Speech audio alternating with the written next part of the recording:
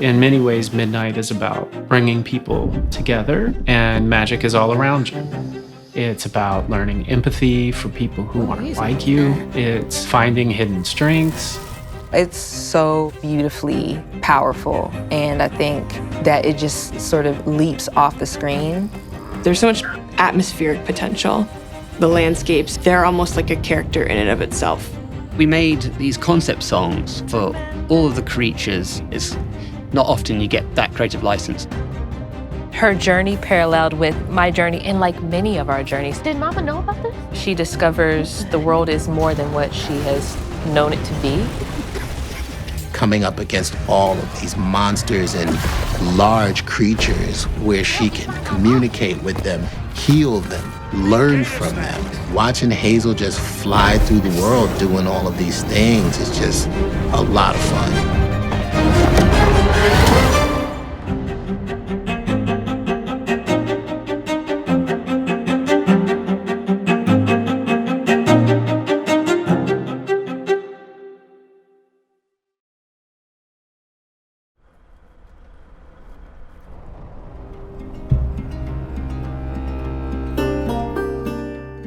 So when I was a kid, I spent a lot of my free time after I had exhausted all the books I wanted to read, exploring sort of all of these abandoned farms and forgotten places.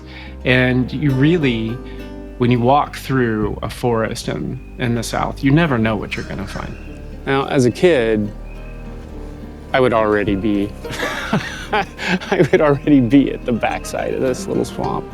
Finding plants like wild grapevines that were so thick and so gigantic, you didn't have to climb them. Mysterious buildings, and they seem to have never served any purpose at all. So you wonder, what was this for? Why is this here? Where did these people who built it go? What happened? It doesn't take too long before the accumulation of mysteries demand an answer. And my imagination provided the answers. So I started inventing adventure stories as I was tramping around and exploring these places that usually featured monsters. And monsters became my best friends. That exhilarating sense of discovery, never knowing what you'll find, this sort of thing is what I wanted to create in a game. The genesis of Midnight was my desire to create a love letter to the South.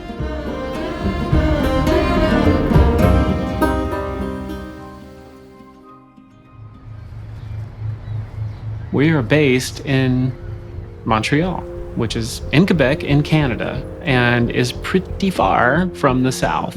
We were lucky to have some team members who grew up in the South. None of us were experts in Southern folklore, but we had this monumental task of building a world that was iconic, did feel authentically Southern. And it was with a bunch of creatures that no one in Montreal had ever heard of. I mean, there are lots of people in the South who haven't heard of some of these cryptids. We reached out to Donna Washington, who is a world-renowned storyteller. And she came to our offices and she told a story to the entire company at the time. And it was captivating, it was mesmerizing. So I spent, I don't even remember what it was, 2 or 3 days, telling stories and taking questions and just sort of immersing the team in folklore.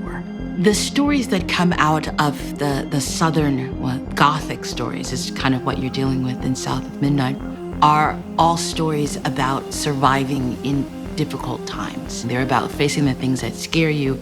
They're about tricking the things that scare you. They're about laughing at the things that scare you. But what was interesting with that team was as they got into the stories and they sort of joined us, it became clear, it became more obvious to them what the stories were about. We liked the idea of not just the South, but this Southern Gothic slant towards the Deep South. The stories are usually set in a small town. They usually involve something supernatural, and they're usually soaked in atmosphere. There's a thing that I like to think about called like an imaginary nostalgia for a place. So the idea is that it's okay if players have not experienced like where these genres came from originally, but we're sort of reimagining them and celebrating them again to create like a really cohesive atmospheric world. And so for us, how I would have translated that to something visual is really leaning on the weight of the past. That's a big thing for Southern Gothic. Old decaying buildings, overgrowth, quiet places, old houses, places that tell a lot of old stories. And then there's the supernatural sort of magic realism element with ghosts and myths and legends. A lot of creatures in these folklore, they sort of balance on the edge between the known and the unknown. Almost all of the creatures within South of Midnight are inspired by folk tales from the various regions of the South. And if not a folk tale, it's taken from an urban legend that's well on its way to becoming a folk tale. Something's out there, clearly, something anomalous. People become obsessed with learning about them. But to date, no one's really gathered any conclusive evidence or proof that they exist, or really identified what they are.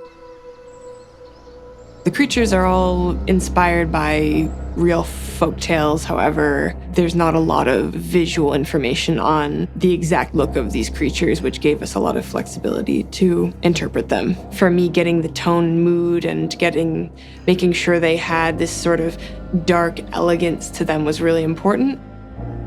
So while you'll see haints everywhere, every region has a distinctive creature, and they rule entirely.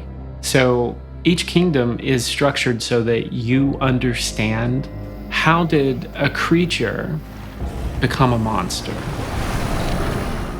The sort of variety of creatures that we have in South of Midnight is really cool. The creatures and just sort of like the wild embodiment of like nature, but also human anxiety is very interesting. But also like human errors and challenges and the ways that we hurt each other sort of manifest as creatures as well. There's some sort of whispered rumors about creatures that you shouldn't cross, that Hazel has to. Each creature that Hazel meets throughout her journey is going to have a specific impact on her. Some will be forcing her to face things that she has run away from. Others will simply create a huge sense of fear in her and summon her to dig deeper and to believe in herself. Now, ultimately, Hazel wants to assist creatures, but there are some that are not really alive. They are from a darker place, driven by trauma. They want to feed on guilt and fear. And these creatures she has to destroy.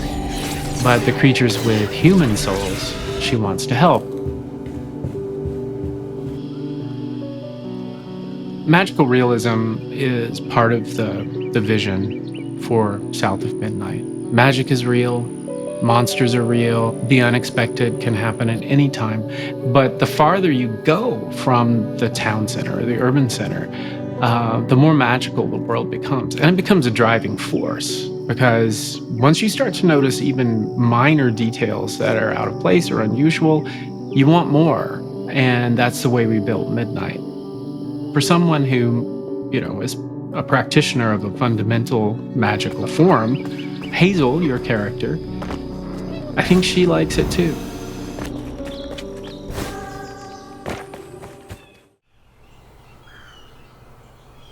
I think if you're making a game set in real locations, you have to go to those locations as much as possible to sort of pick up on the vibe of these places. So in that spirit, I devised 2 week-long excursion/research trips to the South for all of the directors. Because South of Midnight is set in a sort of twisted alternate version of the Deep South, where we use different landscapes that are iconic to the Deep South. So we went to the Appalachians, we went to the swamps, we went to New Orleans, we went through the Delta, and South of Midnight has a bunch of archetypal locations from the Deep South. Hazel Flood, our main protagonist, she gets projected into this sort of folkloric version of the Deep South. We have the swamps, we have the Delta, we have the Appalachians, and we have an area that's inspired by New Orleans. The landscapes they're almost like a character in and of itself in the game.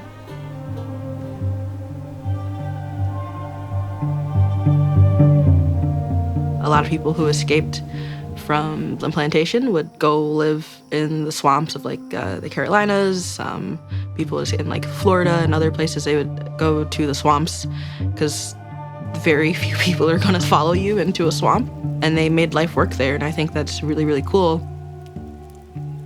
A lot of people might hear about the Underground Railroad, but a lot of people don't know that the Great Dismal Swamp was like a stop on the way.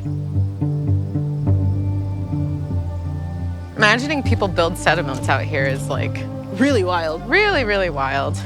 It's very inspirational though. It is, because this is not a place I feel like you live Voluntarily. willingly, Yeah. like you're doing it out of necessity. You got a big old mosquito on your head. Did you get it? I did.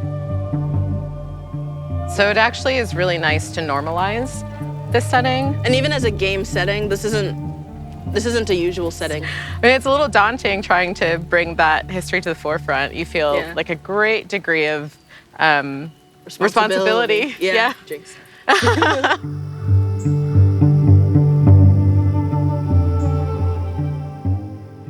I like to make worlds that people might be familiar with in some way or another, but they might not realize they are, and twist them and sort of celebrate them. And I feel like we don't give players enough credit for wanting to see new worlds. So as we're going through each of these locations, we're going to be introduced to a new creature, a new person. We get a really interesting look into what's happened to them and what we can do to possibly help them. So that mood is then going to expand out into the environment. So we have a central theme. How can we reflect that in the environment? Is it going to be dark and gloomy? Is it scary? If so, it's going to affect the time of day.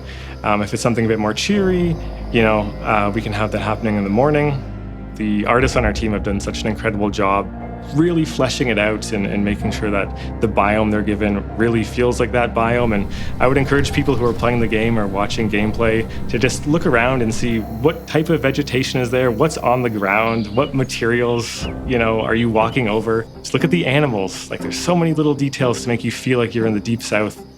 I wanted to try and ground the game in the Deep South by establishing very authentic soundscapes.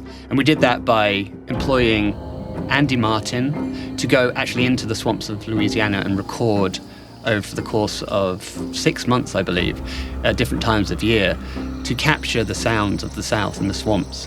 And we also worked with Thomas Rex Beverly to get sounds of the Kentucky mountains and Tennessee landscapes and soundscapes.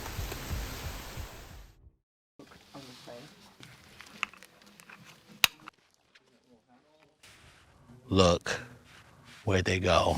Here, sheath.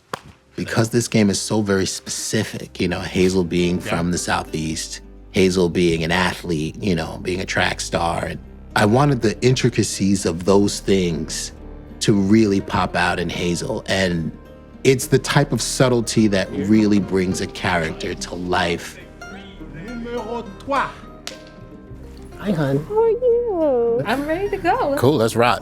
Both Adrian and Nona, who play Hazel, have strong ties to the Southeast. Cool, so this first line, we're just gonna do 3 in a row, and this is you walking up to Bo's house. I had to grow up too fast. Nice. When I first seen a picture of Hazel, I was like, oh my gosh, that could really be me. Just her facial structure resembled mine. So what I did is I dressed exactly like Hazel in my audition, and I had fun with it. It's a mug, I'll clean it up. Jeez. Your great-grandmother made this. And you never told me that. And I would say that some of the details that I really hone in on is the accent. Oh my God, who would do that to a kid? My family's from North Carolina, so I had a background of what that accent would sound like, and then I had a little bit of training to help me with just to really precisely place it where it needed to be. And then with her attitude, I just got to make sure I am in a spunky ready pace.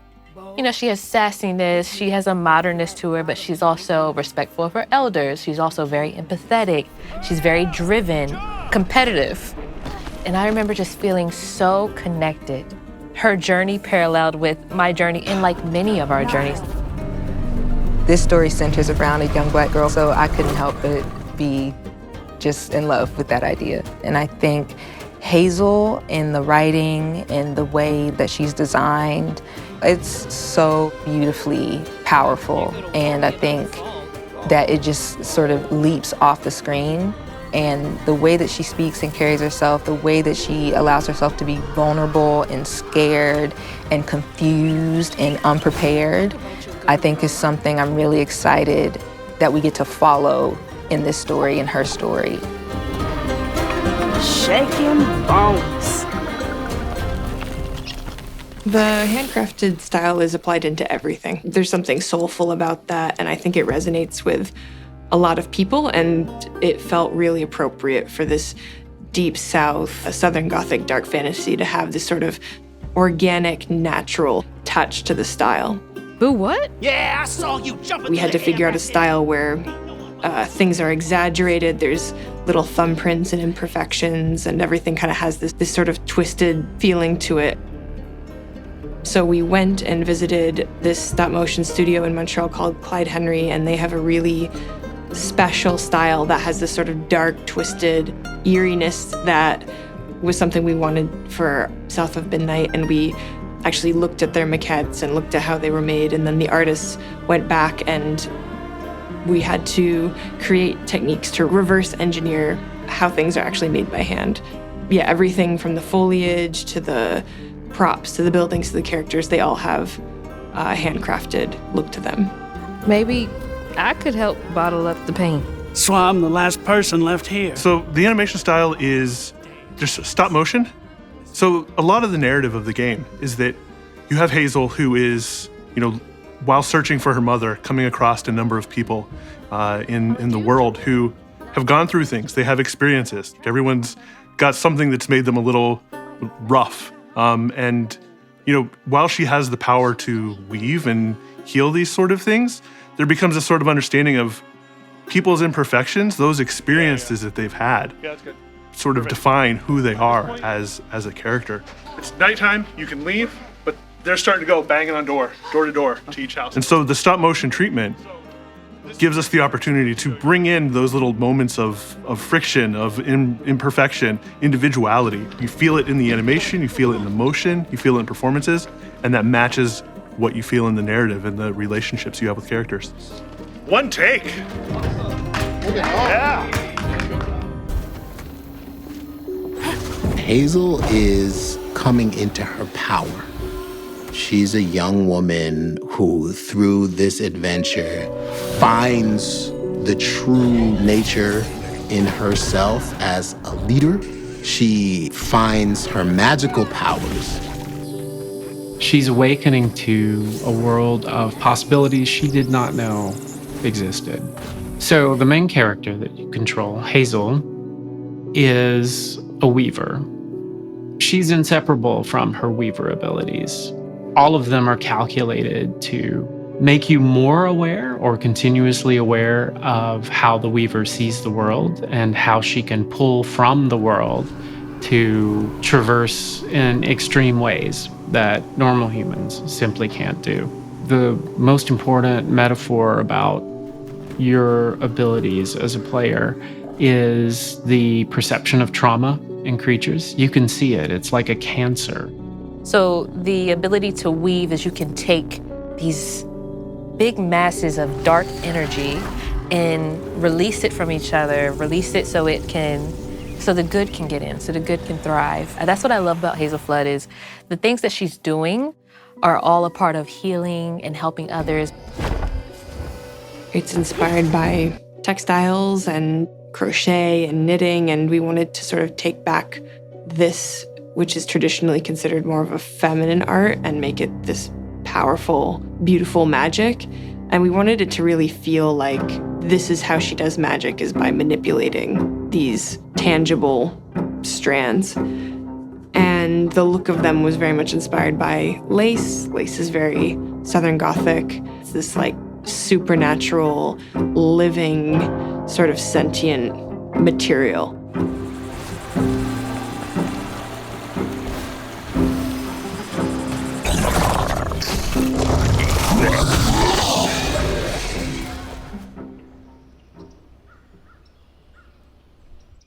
I was looking for a strong blend of diegetic music, using instruments and musical styles that are common to the various regions of the game that we were inspired by from the real South.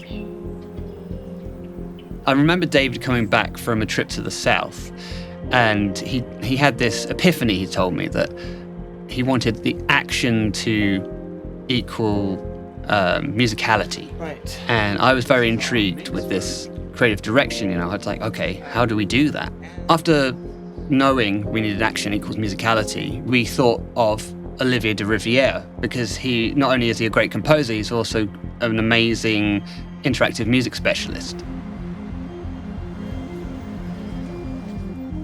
We wanted the music to be very much involved into the world in itself and illustrate the world as much as capturing what the player is doing moment to moment. It goes like ba ba ba bang bang bang. But the more we're talking, the more I understood why they reached out. They didn't ask me to be like, okay, do a perfect blues, do a perfect, like bluegrass music, do a perfect country music. It was quite the opposite. It was more like, okay, take the flavor of this, but make it your own. Take it to another land. There was something from the South, which is songwriting. And so we, as Compulsion, our writing team, and David, supplied those lyrics for these songs. Molly, Molly, woman in white, she'll snatch you up if you go out at night. When you came here at the studio, I couldn't believe what I was seeing, because I would think that somebody with such a backstory in his voice should be older. It's something that's sort of in your soul, I guess, from the time you're born. I always said I'm kind of a, 25-year-old man in a 60-year-old body, It was important that it feel real. It's performed by people from the regions where the music is played or where the music originated. Tonight. Yeah, going to Nashville was something. It's alive. It's just music all over the place. Walking up and down the main stretch, I think it's called Broadway, hearing all the music coming out, like seeing these performers, being able to go to the RCA studio and meet our performers, it's just historic, and I think influences how you make the game. And we wanted to work with these artists from the South, singers from the South, fiddle players, drummers, organ players. David was from a gospel church in Nashville, and the chords and play style is just incredible. Meeting the choir, and everyone's just got music running through their blood. It's amazing to be around, and often left me feeling quite inadequate. Feel good about this? All right, let's try that. Last night under... You're singing as the character. So you need to wear this sort of, persona that is not you, and you need to perform as this persona. So it's always magical when it happens, because the first takes, it's like a little bit, timid, a little bit like we don't know. And then I start to push and push and push and push. Mama will be there in the morning.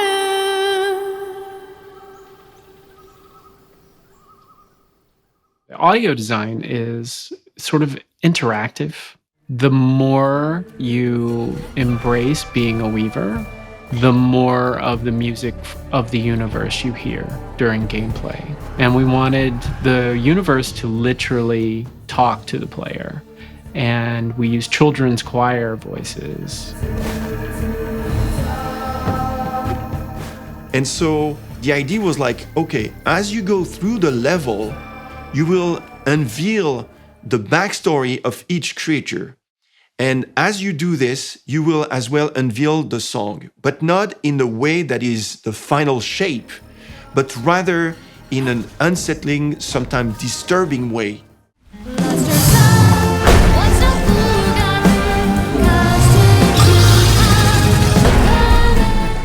There is this entity that is very evil, and we've said, okay, this is completely out of the scope of, let's say, guitars, banjo, all of this. This is like massive, and it can take over, yourself. So we were like, we need something that is completely different and something that is impressive. And that's why we picked up an orchestra for those moments.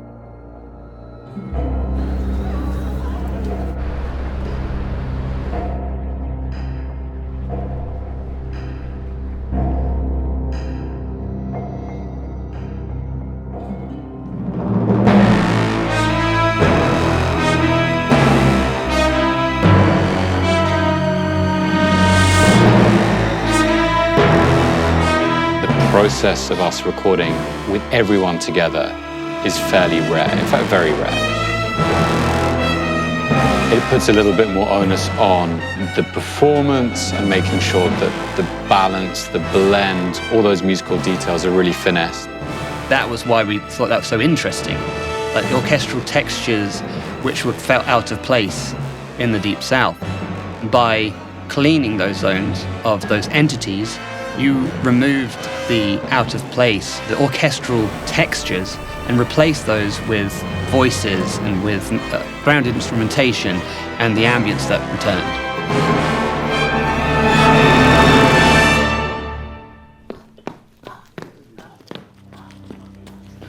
Because it's more like he's putting me down. I guess he has me at the waist. She's like, yeah. she's like this, so she just exaggerated more. Let's do one more. Yes, sir. Yes. Good look. Knees up.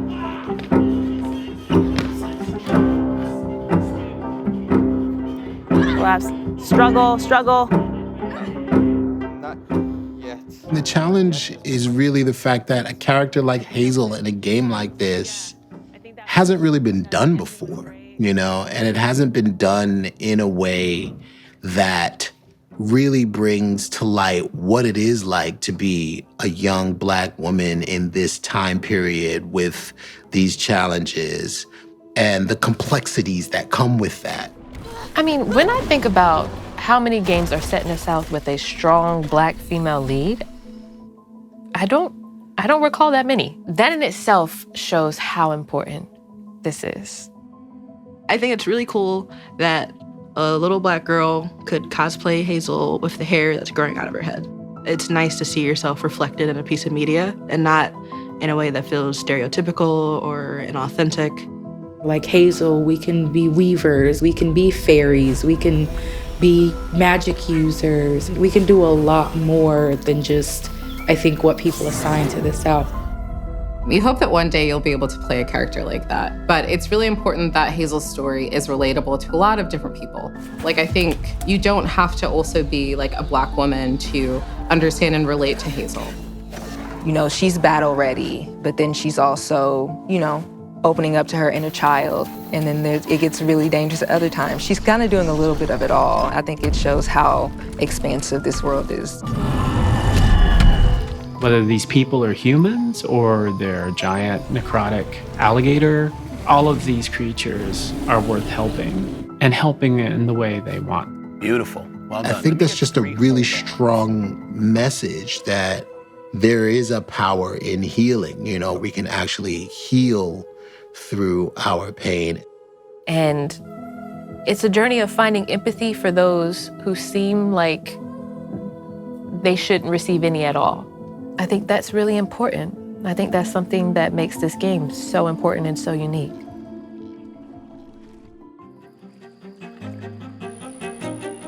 I'm gonna be sad to leave the world of Midnight. Having family that lives in the Deep South, there's just so much there from a cultural standpoint that just has endless depth and interest. This game has allowed us to really dive into that. I just want it to be something different. I want people to dive in and be like, I had never played anything like that before, or this was a totally new environment or very weird setting. I think people are going to go into this and walk away seeing a lot of characters and locations they're not familiar with. I think it is unique and different. In the end, I'm even surprised by the final music. I think everybody will be surprised. That's why it's a very big pleasure and a privilege to work on a production like this, because art prevails. I think that it's important to show the folklore, the magic, and the creatures in the South and share them with the whole world.